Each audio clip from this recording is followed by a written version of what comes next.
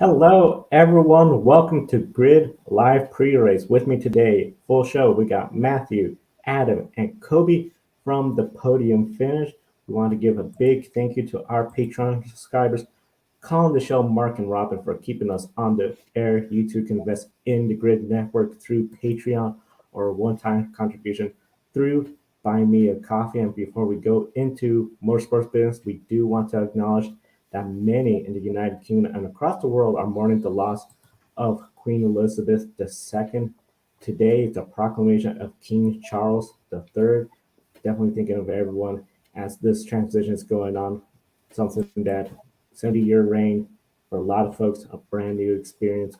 For a lot of folks, this race weekend will be a distraction away, and one of the biggest distractions is this INDYCAR championship battle that we have.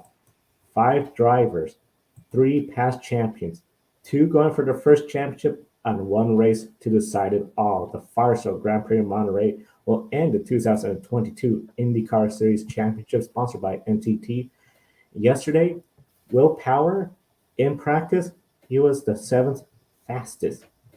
One of the big things we're looking at, Joseph Newgarden, he was the fastest in yesterday's practice. So everyone else that was in this championship battle was 10th place or slower. If Newgarden and Power were to finish in that same position with Newgarden first, Power seventh, Newgarden will be the new champion by 5 points. There are bonus points on the line, so that means one bonus point today will be awarded to the pole winner. Additional bonus point for a leading lap, and lead the most laps like Scott McLaughlin did last weekend. 2 bonus points. Kobe, can Will Power point race tomorrow? Or is this a must-win situation because Newgarden, Dixon, tied in the points behind him for second place, are so close in the standings? Well, Joe, I think if you're Will Power, Justin Newgarden, and Scott Dixon, you certainly have to be in a must-win mindset right now. Will Power has shown us time and time again this season that he's been one of the most consistent drivers out there, and that's exactly why he's leading the championship standings, entering this final race of the Firestone Monterey Grand Prix. So I think Will Power has to enter this race. He needs to go out there and qualify later today. Try to put it on the pole and do what Scott McLaughlin did last week. Like you said, Joe, need to win the pole, lead the most laps, and have an absolutely dominant victory. And then control his own destiny. You can become this year's IndyCar champion just like that. And if you're New Garden Dixon, you're going to need to win this race as well and dominate. And for Ericsson and McLaughlin, those are the outsiders. And it's still possible they could win the championship, but they need to pull a Scott McLaughlin. Well, McLaughlin would have to do the exact same thing he did last weekend. Ericsson would have to do the same, and then they'd also need some help. I think it's highly unlikely those two drivers win the championship, but the top three, they know the drill. They're in a must-win situation. I agree, Kobe. I think Will Power, Justin Newgarden, and Scott Dixon are in a must-win situation at the season finale because they know what's on the line. Scott Dixon is a former IndyCar champion, and Will Power, like you mentioned, has been so consistent all year long. Only has one win, so Will Power, what he needs to do is hard up front tomorrow and if he can lead laps, get as many points as he can, and hopefully the other championship contenders have some sort of bad luck. That's one thing. It'll make life a little easier for Will Power if the others have bad luck. For Marcus Ericsson and Scott McLaughlin, they're going to need Will Power and some of those others ahead of them to have bad luck. Now, of course, as we mentioned, Scott Dixon is tied with Joseph Newgarden for second place in the points. And Chip Ganassi Racing, they tested here 2 weeks ago while Team Penske, they were in Portland testing. Of course, we saw how Team Penske had a great run with Scott McLaughlin and Will Power on the top two steps of the podium. Newgarden didn't exactly have the best race. But in practice yesterday, Marcus Ericsson, he was the 10th fastest, and Scott Dixon only the 17th fastest. So didn't exactly look like the testing may have paid off just yet because we still got more practice, qualifying, and then the race itself. Last race weekend, Kobe, we saw Scott Dixon go from 14th to 3rd in Portland. Can Scott Dixon win the championship with a poor qualifying effort? Well, Joe, for most drivers, I would actually say no. That with a poor qualifier, they probably won't win the championship. But Scott Dixon, as we always say, he does Scott Dixon things. He can basically win from anywhere. He's one of those rare drivers who can have a poor qualifying effort and still finish on the podium, just like he did in Portland. And I think if Scott Dixon has a bad qualifying effort for the championship race tomorrow at Laguna Seca, he's one of those few drivers who can overcome it. But based on everything we've seen from Chip Ganassi Racing, I really think that they'll be able to have a good qualifying effort. And I know it was a little surprising to see them a little bit down on the speed charts yesterday, but they had an entire night to go over the data, make some changes to the car ahead of today, and I'm pretty sure we're going to see CGR running well. But in the event Scott Dixon has that poor qualifying effort, I still look for him to make his way to the front. And Dixon's just one of those rare drivers who can get the job done from anywhere. He could get the job done from anywhere. He could start towards the back, work his way to the front. But for this championship bout, if he could start up front, that would just make his life so much easier. Just go out there, race for the win, compared to racing car after car, position after position. It's been really interesting to see how so many unfamiliar faces that are outside this championship bout were ahead of most of the championship contenders in practice yesterday. But of course, qualifying is going to be later on today. Now, of course, this has been one of the most amazing battles we've been seeing. In the last two in the championship battle, Marcus Ericsson, Scott McLaughlin, both of them really in a must-win situation and need willpower, and essentially Scott Dixon, Joseph Newgarden to have not so great days at Laguna Seca. But one driver may anticipate a win, Colton Herta. He is second fastest yesterday. He is not in the championship contention. Unfortunately, a win, he'll still be eighth in the points. So solidly eighth place in the points. The only thing that could happen is he could lose position. But big thing is if he was to get eighth place in the points, that's valuable super license points. And of course, we're all talking about the rumors of him going to Formula One and potentially with AlphaTauri. Adam, will a Colton Herta win send a message to AlphaTauri and anyone tuning in from F1 after the Italian Grand Prix? He is a contender for that seat. Oh yeah, Joe. To me, Colton Herta is a contender for the AlphaTauri seat. He is talented, and he has shown time and time again that I think Colton Herta deserves to be in F1. I mean, you look at everything he's done, and I think he can contend in F1 next year with AlphaTauri. So if Colton Herta were to win tomorrow, if I'm AlphaTauri, I find a way to get him in that seat next year. And of course, the big thing needs an exemption from the super license plate, and he is just a little bit short. We have an amazing IndyCar Championship battle in hand tomorrow. Colton Herta, he'll love to end the season with his third win at Laguna Seca, and Will Power leads this championship with only one win. Third or better gets him his second championship. Scott Dixon and Joseph Newgarden tied for second place. In total, between the two of them, 7 wins this season, and they're chasing Will Power with just 1 win. We got Marcus Ericsson. He won the Indy 500 double points. Scott McLaughlin, he has 3 wins this year. So crazy to say, you have 4 drivers with 11 wins this season, chasing Will Power with only 1 win this season. Kobe, starting with you. If Will Power wins this championship with only 1 win, how impressive will this be compared to other drivers who win championships with 1 win?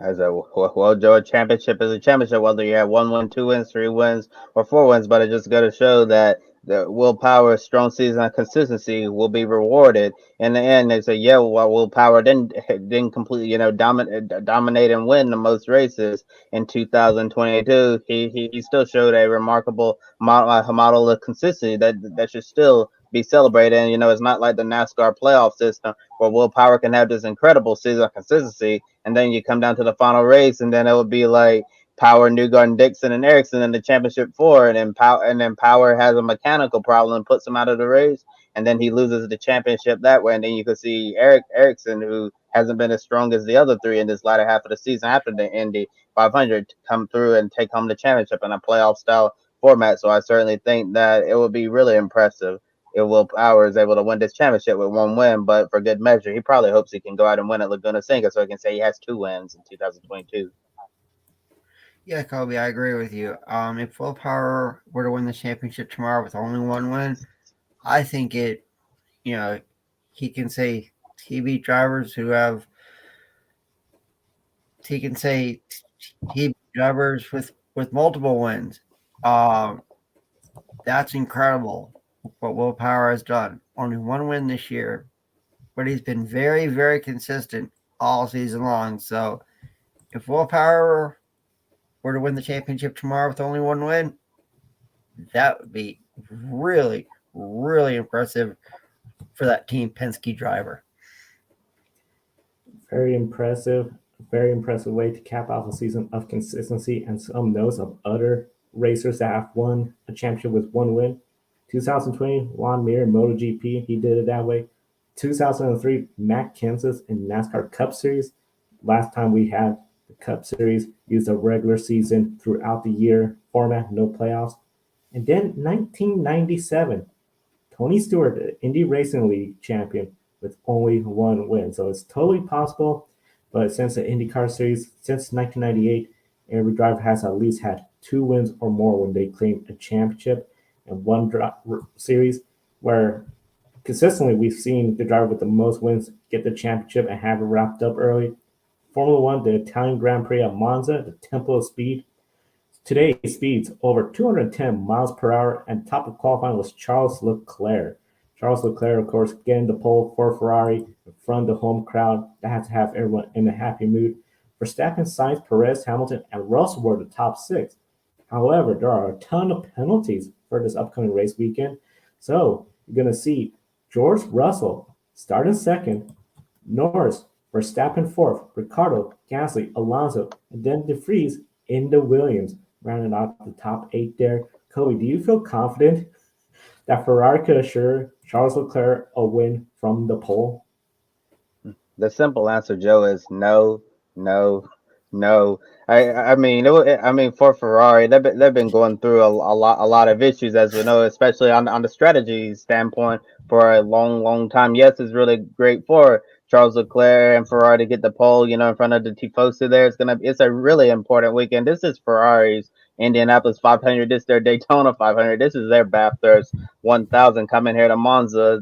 This is the one race that they need things to go well if all the others fall apart for the rest of the season, because Ferrari started off the season strong, winning races with Leclerc, and Carlos Sainz got in there and won as well. But besides that, things have really gone downhill. It looked like Ferrari was certainly going to have one of the stronger cars this season. And then all of a sudden, Red Bull overtook them after the first couple of rounds of the season. Red Bull hasn't looked back as Max Verstappen is absolutely running away with this champion. I think for moral purposes that this will be a huge win for Ferrari, and if they go out there and embarrass themselves again, then the Tifosi's not going to be happy. And like we were saying last week, they're going to show up with fire and pitchforks. And I see we had a comment right there on the screen from Dima saying, Nick DeVries is joining Williams racing to replace Alex Albon at Monza. Yeah, I saw the press release from Williams this morning, and I think this is a well-deserved Formula One debut for Nick DeVries, who was a Formula 2 champion and a Formula E world champion. And it's such a shame it took him this long to make his Formula One debut. And for DeVries, he's worked very hard. He's proven time and time again that he deserves an opportunity to race in Formula One. But as you know, everything comes down to timing with all the driver lineups and funding. And Nick DeVries just did not have the funding to be a Formula One driver, and now he's going to get the opportunity with Williams, and with some uncertainty next year about Williams' driver lineup, with Nicholas Latifi rumored to be out, and then you have the young American Logan Sargent in Formula 2, who's been struggling a lot during the second half of the season. He could be putting himself out of contention for that seat, and this very well could play into Nick DeVries' hands, so he could be a permanent Formula One driver on the grid. Nick DeVries, he will love to be a permanent driver on the grid, and I have to agree with you, Kobe. Just the way Ferrari has been on paper, it looks like it should be an easy, straightforward race for Leclerc, but it's just Ferrari has to be perfect, and that's where the doubt comes in. Carlos Sainz, he was looking great, but of course he's going to be starting towards back along with Sergio Perez, Lewis Hamilton. After qualifying, they're all in the back, and they were really fast in qualifying. Lately, the Italian Grand Prix has been one of those races very competitive with big moments and some surprises. Last year, Hamilton Verstappen, they collided, they were out. McLaren, a 1-2 finish. 2020, Pierre Gasly getting his first win in Formula One with Lando Norris and Lance Stroll on the podium. No Ferrari, no Red Bull, no Mercedes on the podium that day. Then 2019, the duel between Charles Leclerc and Lewis Hamilton. And that was the moment where Charles Leclerc made a mistake that he is a team leader in Ferrari when Sebastian Vettel was sort of nearing the end of his time there. Kobe, starting with you, when it comes to this race, is this shaping up to be one of the most unpredictable races of 2022? Well, Joe, if the last two seasons are any indication of what's been happening at Monza, it certainly could be very unpredictable. And we've been treated to an absolute show for the last couple of years. 2020, Pierre Gasly getting that shock victory with AlphaTauri. And it was such a shame. That was during the time at the height of the pandemic, and we didn't really have all the fans to see a shock win there that Pierre Gasly got. That was such a special day for him and in the entire sport. And then last year, Daniel Ricciardo getting that victory for McLaren, another upset. Could we see an upset this year? I don't know, but with all the grid penalties and looking who's starting up towards the front, you wouldn't really call this an upset, but I think it could be a perfect storm for George Russell to possibly get his first career Formula One win. But Max Verstappen is still going to be in prime position as fast as the Red Bull has been. So but it very well could be another Max Verstappen victory, but with all the grid penalties and the way things are shaping up, it'll certainly make things very interesting. Oh yeah, Kobe. And you think about Monza. You think about the front stretch, and then after that, you go into a very tight chicane, and then you have that right hand corner. So, we've seen accidents at the chicane in the past. So could this, could it take out a driver like Max Verstappen or Lewis Hamilton or someone like that? Oh, absolutely. So I think someone like George Russell could go out there and get the job done tomorrow, or even Charles Leclerc in Ferrari's own backyard. I mean, it's Ferrari's race to lose, and well, we've seen what Ferrari has done this year. So with Max Verstappen starting in the back, Lewis Hamilton in the back because of all these penalties, this is Ferrari's race to lose, and it's shaping up to be a good race tomorrow in Monza. Traditionally, I would agree Ferrari's race to lose, but with everything that's happened, I just think it's going to be so up in the air, and you got those drivers in the back coming towards the front. I think it's going to be setting up for a great race. A safety car might happen, and that'll change the strategy, of course, all the way. From Demas, can Nick DeVries seat or join Williams next year, replacing Nicholas Latifi? They were talking about that during qualifying, how Nick DeVries, on such short notice, go into that car and out-qualify Nicholas Latifi. I think Nicholas Latifi is definitely on the hot seat. And for Nick DeVries, I think there's going to be other teams looking at him as well, considering the performance he did. And that sort of leads up perfectly to our next part, and that is with Nick DeVries. He's trying to race into F1 next year. Another driver anxious about his future, Daniel Ricciardo. He won here last year. It looked like this is going to be the moment. Things changed positive for Daniel Ricciardo and McLaren. The following weekend, they almost won the Russian Grand Prix, but unfortunately, weather did not help them. And since then, McLaren has sort of been on a slide. Things have not been going good for them. Not exactly great finishes, and then Daniel Ricciardo performances not living up to Lando Norris. McLaren dumping him for 2023. Adam, if Daniel Ricciardo was to have a good race, potentially even a podium, Could that save his chances at a seat in F1 in 2023? Yeah, yeah, and no. I mean, next if Daniel Ricciardo were to have a good race tomorrow and win again like he did last year, could we see him in Formula One next year? Yeah, but I don't think we will. I think, to me, I think we'll see Daniel Ricciardo on the IndyCar grid next year. So, um, if so, maybe it could impress if Daniel Ricciardo has a good race tomorrow in Monza. Maybe it'll impress someone over on the IndyCar grid. Um, so I don't think we'll see Daniel Ricciardo in F1 next year. To me, I think he's coming over here to the States to run in the NTT IndyCar series. I'll be really interested if that occurs. And of course, we encourage everyone to follow Grid Network, especially right here on YouTube. If you haven't subscribed, subscribe because every Wednesday, Adam and Kobe, Grid Tonight, any news that comes out, they'll be on it. So we'll be really interested to see if we get any development on Daniel Ricciardo's status for 2023 Formula One. First race tomorrow morning, then we have IndyCar, and then following that, NASCAR at Kansas. Yeah, and for the NASCAR section, Joe's going to disappear and going to have Matthew Burr joining Adam Lemmeries and I to discuss NASCAR Cup Series Hollywood Casino 400 at Kansas Speedway. No playoff driver is currently locked into the round of 12 yet after non-playoff driver Eric Jones won last Sunday night's Cookout Southern 500 at Darlington Raceway. After Darlington, Joe Logano is the points leader, 38 points above the cut line. The top 6 in points are 20 points or more to the good. Why is this significant, you may ask? 20 stage points are available if you win both stages, so a driver like Logano could, in theory, get the 2 stage wins on a decent finish and point his way into the second round without worrying what could happen next week at the cutoff race at Bristol Motor Speedway under the lights. Starting with you, Matthew, do you see the battle for stage points being more important than ever before?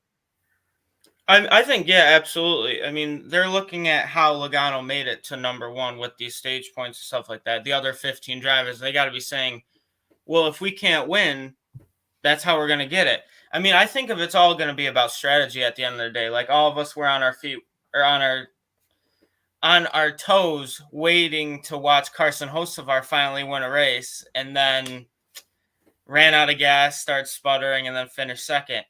And that was just what I'm getting into about that is the strategy. It's all going to be about strategy these next 2 weeks at Kansas and Bristol. And I wouldn't be surprised if we see somebody below the cut line win based on strategy, because at the end of the day, I think it's going to be more of the strategy-based car than the talent-based car in this race tomorrow at 3 o'clock, I believe, Eastern time. But yeah, to answer your question, I think we're going to see probably some of the best stage racing we have seen. And just hopefully a fast car that's not in the playoffs doesn't cause something to happen, as we've seen it happen before. Oh, yeah, Matt, I completely agree. And you think about what happened last week with drivers like Chase Elliott, who got caught up in a wreck. When it comes to stage points, he wants to get as many points as he can tomorrow in Kansas. Why? Because next Saturday night is the cutoff race at Bristol. So you want to get as many stage points as you can tomorrow in Kansas and be safe. Because we all know what can happen at Bristol. So everyone's going to go out there tomorrow, use some smart strategy, and get as many stage points as you can. Because, like I said, it's going to be a crazy race next Saturday night under the lights in Bristol. And oh boy, wouldn't it be a good time to have a road course right about now, knowing how the stages have affected the strategies on the road courses, and we typically see teams forego stage point to put themselves in the position to win. I think if we had a road course on the schedule right now, they'd really make things interesting with this current stage format. But I absolutely agree. I think stage points are going to be very important. And in Kansas, you're not just going to have to be strong at the end. You're going to have to be strong in stage 1, stage 2, and stage 3 if you want to put yourself in the best position to advance next week. And there's really little room for error, especially when you're looking at the bottom 4 on the outside looking in. Austin Cindric just 2 out, Austin Dillon 4 out, 10 down Briscoe, and Kevin Harvick 13 down after his car burst into flames at Darlington. And Kevin Harvick spoke to the media a little while ago, and he went on a rant about safety. Harvick wants to see changes right now, so lots on Kevin Harvick's mind right now, and all of those drivers are currently within reach of getting above the cut line. Kansas is one of the toughest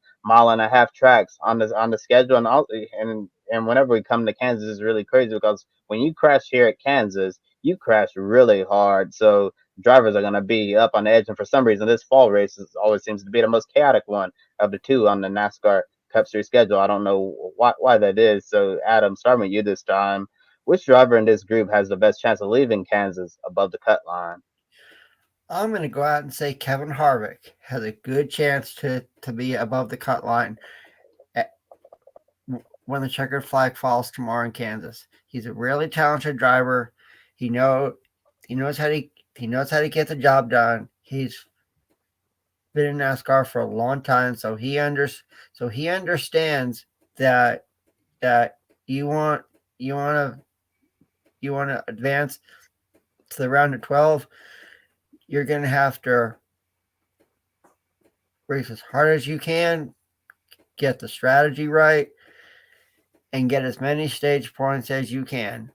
Austin Cindric, Austin Dillon, and Chase Briscoe, they haven't been in NASCAR for a long time, so they don't understand this. Kevin Harvick has the most experience among these four, so you gotta go with Kevin Harvick.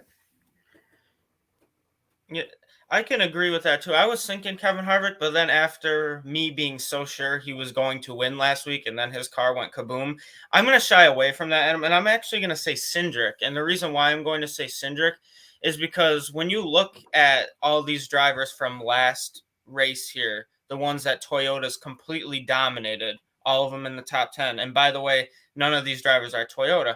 And Cindric was the best finisher in 11th, and I believe Dillon was 13th, Harvick was 15th.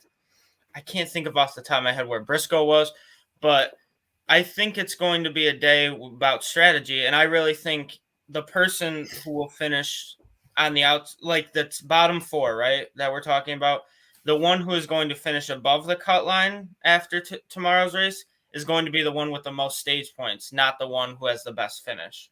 That's why I'm thinking it's going to be Cindric. Because, I mean, it'd be really fun to see Harvick after him going on this huge rant. I think this is one of the best things we've ever seen. Having a guy with that much experience, one of the greatest drivers we have ever seen, just lose it on Twitter, on all social media. One of the oldest driver in the field, too. So maybe he's driving mad like we've seen Denny Hamlin drive mad, another one of those veterans. And when Denny Hamlin drives mad, it's impossible to stop him. And so, like, going to your point, Adam, I think if Harvick's going to be driving mad, then I'm going to side with you on this one. But other than that, if Harvick's not that mad, I'm going to go with Cindric. Yeah, Cindric is certainly an interesting choice you have there. And I want to add a little bit more what you talked about with Kevin Harvick, been vocal and all of that. In past episodes of Grid Tonight, we talked about voice of the garage. We did a special episode on that, especially, with Jimmy Johnson leaving. It seemed like Jimmy was the voice of the Cup Series garage for a while after, Dale Jr., Jeff Gordon, Tony Stewart, a lot of those older senior drivers have retired and left the sport from a driving role. And we kept asking who we think could be the voice of the garage. A lot of us said Brad Keselowski, and others said Kevin Harvick. But I think Kevin Harvick is really solidifying his spot right now as the voice of the garage, the guy who can potentially get through to NASCAR with all of the concerns. And right now, safety is at the front of Harvick's mind. He was ready. You could tell how upset he was last week. He doesn't want to, obviously burn alive in the car or anything like that. And then we talk about all of the different hits with this new Cup car now. It makes us really concerned, moving forward, especially since we have Talladega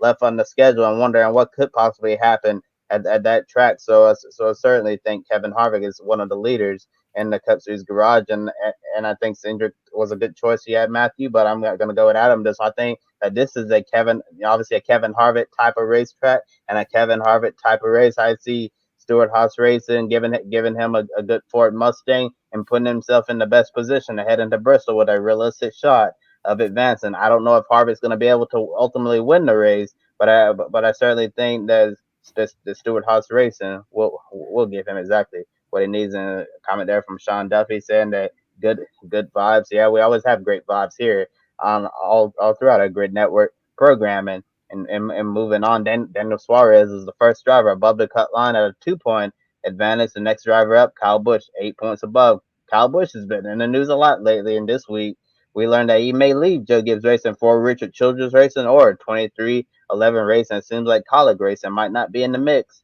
anymore.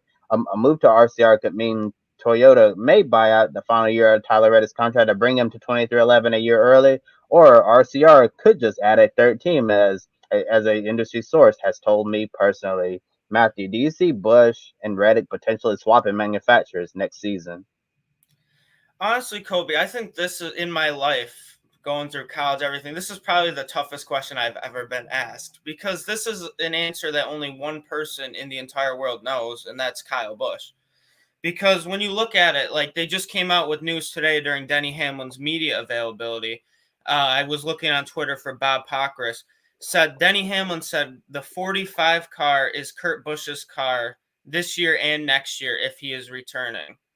So that just pretty much tells me that it looks like Kyle Busch is not going to be in a Toyota for the first time since 2008, 2009. So, but I mean, like you said with your source about Richard Childress maybe adding a third car, that's going to be the thing is 2311 going to add a third car if they do have the possibility of landing Reddick a year earlier, landing Kyle Busch? I think this all really goes at the end of the day is Kurt Busch. I think Kurt Busch has a huge factor on this decision, probably as much as Kyle Busch. Kyle's looking at it as his brother's health concern too. I mean, he's been out 7 races, possibly out a lot more. Obviously, Darrell Wallace Jr. is in the 45. Moved up 3 points or three places in standings. Now I believe the 45 is now in 10th in owners points, which are looking good so far for 2311. But Kurt Busch is still out. So if you're Kyle Busch, do you force your brother into that decision? Like if Kurt Busch wants to come back, which I'm sure he does, do you force your brother into that decision if Denny Hamlin's like, I'm not having more than 2 cars next season? Do you force your brother to get out of 2311, or does Denny Hamlin choose Kyle over Kurt? And it'd be interesting to see him at Richard Childress too. It'd be really interesting to see him take over the 3 car. Obviously, that's just me being a meme person having fun with it during this discussion. But to answer your question, I don't think if Kyle Busch goes to RCR, I don't think Reddick leaves immediately unless Kurt Busch decides he's going to retire. I think this decision still, and I'm going to stand by it, is up to Kurt Busch more than it is all the other guys in the circumstance. I totally agree with everything you said. It seems like Kurt Busch is the one person that could really set this into motion here, and it's still hard to wrap my mind around the fact that it's looking like a more realistic possibility that Kyle Busch may leave that number 18 car and Joe Gibbs Racing, which is something that we never thought we'd ever see. We thought Kyle Busch and Joe Gibbs Racing Toyota, that relationship would last, basically until the end of Kyle Busch's time as a NASCAR driver, and to see that potentially coming to an end is, really surprising. And we also talked about how it not only affects Kyle Busch, but also, Kyle Busch Motorsports' team in the NASCAR Camping World Truck Series. And if anyone watched the NASCAR Truck Series race last night, especially after the fact, despite dominating that race, winning John Hunter Nemechek, he said he's been going through a lot of personal things lately, and it makes me wonder if it's related to 2023 in the future at KBM. Obviously, we don't know that for sure yet, but Kyle Busch has also made comments that heading into next year, regardless of what he chooses, it's going to look a lot different than what he's been doing. So there's a lot of moving factors here, and right now it seems like the most realistic move for Kyle Busch is going to be RCR, maybe replacing Reddit, maybe in that third seat, as an industry source has told me. But 2311 might be a little complicated because Kyle Busch has his brand Rowdy Energy, and 2311 they have Monster Energy with their organization, and that could cause a conflict there because you don't want 2 energy drinks competing with each other on the same team. So that might block a move to 2311 unless Monster Energy was able to just bow out and move on elsewhere. So it's certainly going to be interesting to see when we get an answer. Kyle Busch said a week ago, it'd be like 7 to 10 days before he make a decision.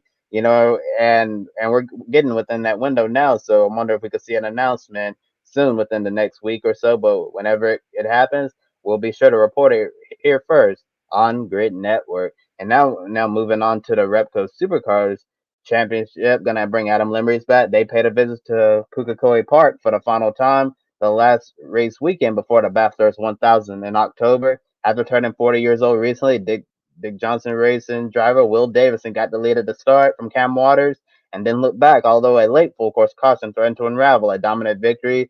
Davison took his third win of the year while it was an unusually quiet day for Shane Van Gisbergen, who wasn't in contention for the win at all. Instead, he settled for a solid points day, finishing in fifth place. Do you see Will Davison winning another race this weekend? Did it surprise you that SVG wasn't a factor? Kobe, I do not see Will Davison winning another race this weekend at Pukekohe Park Raceway in New Zealand, and it's sad to see this legendary track close after so many years being on the Supercars calendar. This is a track that all New Zealand Supercars fans love to attend each and every year.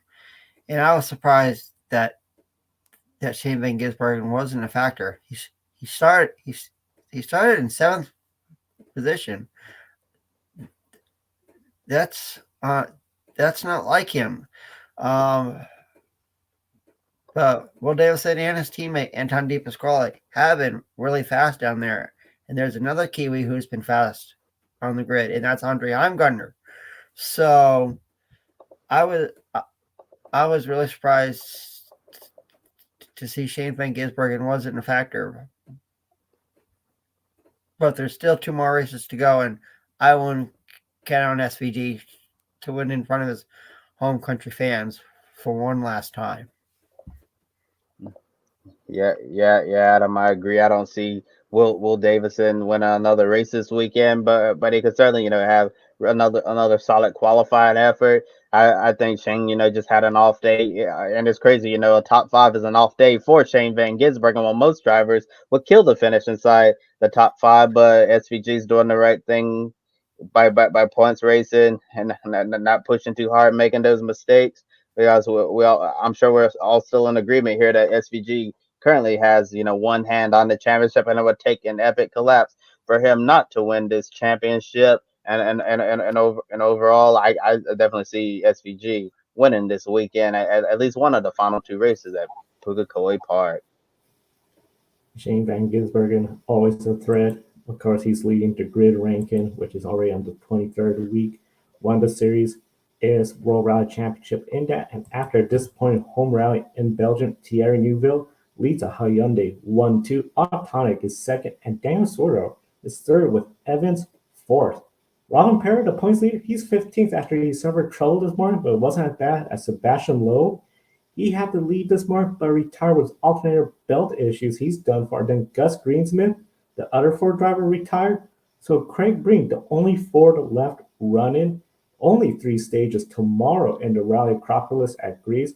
The World Rally Championship, their season's coming towards the end. Kyle Robin Parra, similar to Shane Van Gisbergen, one hand on the championship, but we could be in for a surprise winner tomorrow if Thierry Neuville gets a win, or if Autotonic starts a hot streak and gets another win this season. And speaking about wins, it's time for all of us to pick some winners. Yep, that's right, Joe. It's time for everybody's favorite game here at Grid Network. Pick a winner and use the hashtag pick a winner on social media. And you can see yourself here on our leaderboard. And in looking at our leaderboard, Kobe's on top with 41. Joe is at 36. Myself and Alex Fleener from Twitter is tied for third, and our colleague Ben Schneider is in fifth with 26. And Matt White is just right behind him with 24. So it's going to be interesting to see going forward who wins pick a winner for 2022. And now it's time that we all make some picks. So first up, the NTT INDYCAR Series is at the season finale, the Firestone Grand Prix of Monterey at WeatherTech Raceway, Laguna Seca in Southern California. All right, Joe, I'll start with you.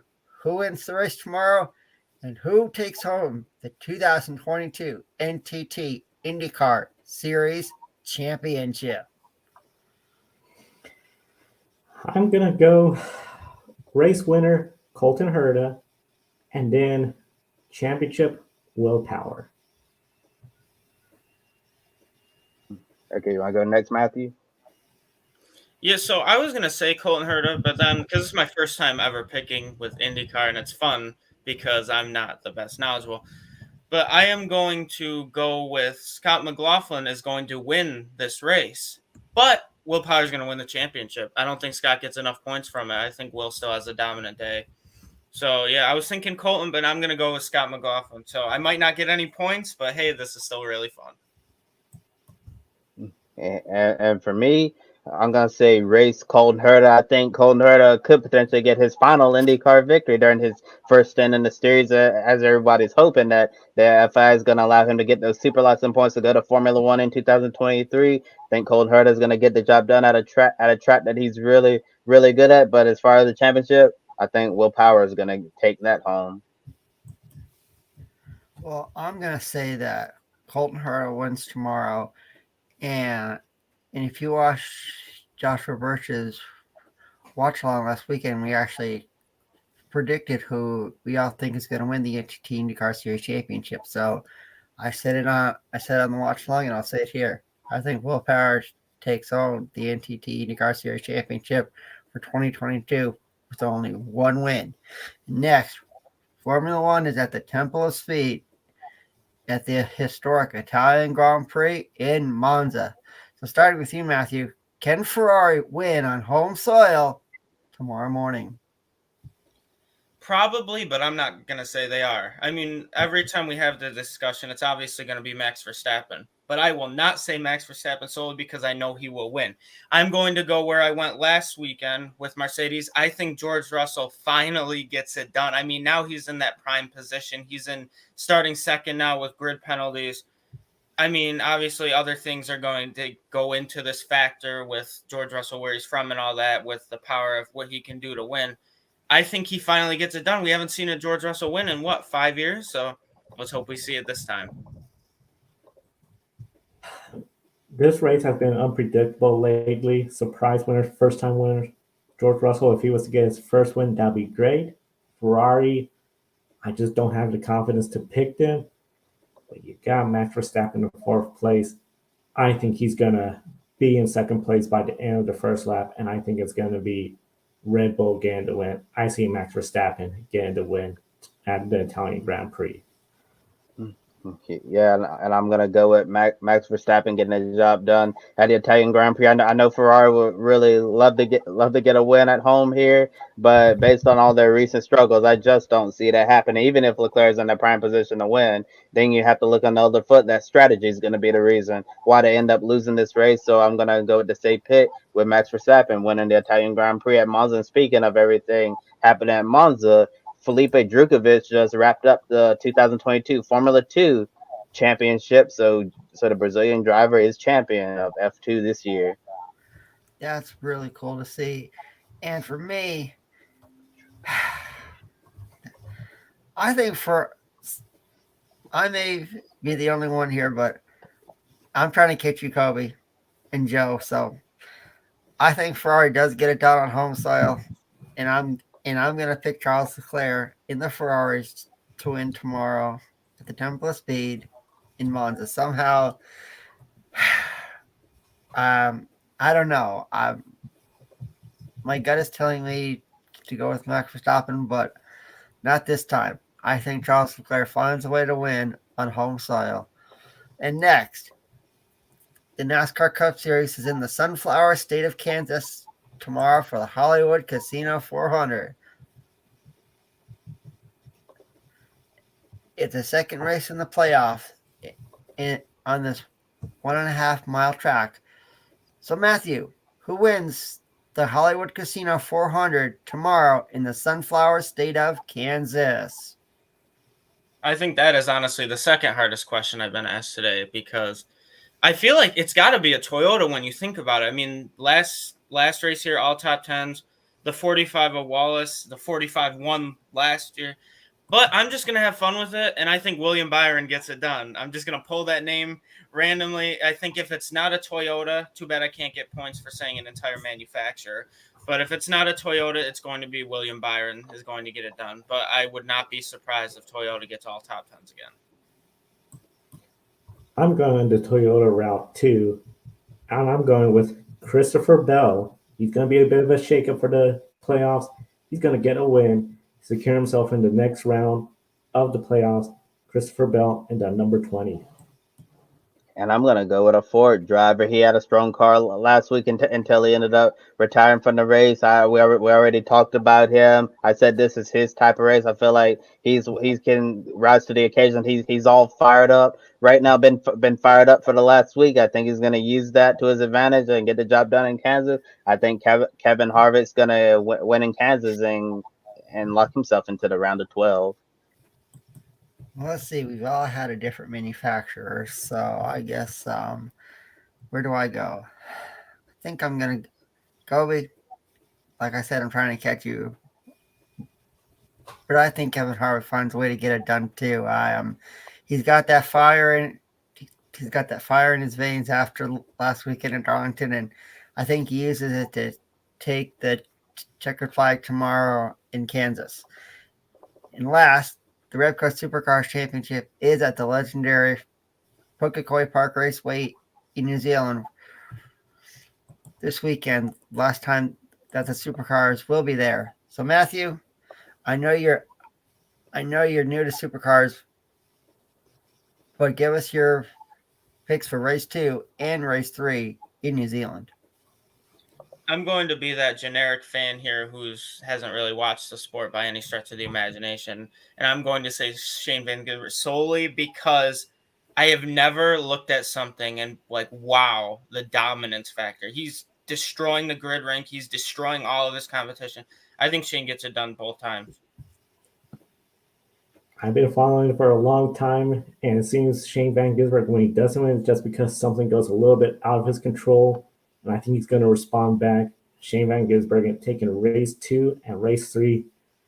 Shane Van Gisbergen, because the competition just doesn't seem to have anything in response unless something goes wrong for him. Yeah, and yesterday nothing went wrong for Shane Van Gisbergen. It was just a quiet day, and as I said, a 5th place finish. Good day for most drivers, but for Shane Van Gisbergen, and that's considered an off day. And just finishing off the podium is an off day for SVG, and I see him winning race 2 and race 3 and Auckland, New Zealand, continuing his dominance and looking into next year with the new Gen 3 supercars coming in. I'm sure the rest of the competition hope that they're going to have a leg up on SVG and hope that Red Bull and Pole Racing gets caught sleeping with the new regulation change. And I'm going to agree with everyone here. I think SVG sweeps races 2 and 3. It takes home the Jason Richards Memorial Trophy. That's a trophy in honor of the Kiwi driver who died from cancer. So the driver that accumulates the most points over these 3 races takes home the Jason Richards Memorial Trophy. So I think SVG will take home the Jason Richards Memorial Trophy. So with that being said, I'll throw it over to Joe for the closing on this edition of the pre-race show. And with that said, we're out of time pretty much. We want to thank everyone for tuning in to our pre-race show. And of course, big thank you to the show Mark and Robin for investing in the Grid Network through Patreon. You too can invest through Patreon or buy me a coffee, buy a cup of coffee for your favorite on-air talent. That's what Edward, Amber, and Zach have done. We always appreciate it. We'll put your name up there on the list. And of course, if you want to invest in the stock market, public.com, use the referral code GRIDnet for free stocks from public.com. Once again, the referral code is GRIDnet. And of course, we got a busy weekend tomorrow. We're going to recap the Formula One World Rally Championship, INDYCAR, who is the champion, as well as NASCAR, what's going to happen there, and this Repco Supercar Series. Can Shane Van Gisbergen deliver pick a winner points for all of us on Grid Live Wrap Up? And then Monday, Grid Encore hosted by Ben Schneider along with Brandon and Joshua. And then Wednesday, Grid Tonight with Adam and Kobe. And then the Women in Motorsports with myself and Dan there. And then we do this all over again next Saturday with Grid Live Pre-Race. For Adam, Matthew, and Kobe from the Podium Finish, I'm Joe San Diego. Thank you for watching today's program. We'll see you next time and enjoy the races. Busy weekend. It's going to be a lot of fun. Thank you, everyone, for tuning in to today's program. We'll see you all next time. Don't be an anonymous investor. Join the stock market social media platform, public.com. Invest any amount of money and share with friends and new friends. Discover new opportunities, such as new companies and potential business partners, and useful tools for beginners, and share your experience with friends on public.com. Link in the video description gets you $5 for being a Grid Network viewer. Use the referral code GRIDnet for your free $5 to invest and start investing and networking on public.com.